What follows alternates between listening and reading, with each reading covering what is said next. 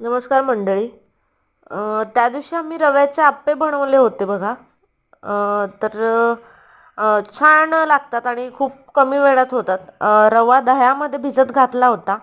म्हणजे 1 वाटी जर आपण रवा घेतला तर 1-2 चमचे दही सफिशियंट होतं आणि भिजत ठेवला. त्याच्यानंतर मग त्याच्यामध्ये एक अर्धा तास ठेवलात तरी चालतो. त्याच्यामध्ये मग परत तुम्हाला जे काही वाटतील त्या व्हेजिटेबल्स घालून थोडासा सोडा घालायचा आणि हा आप्प्याचा तवा आहे.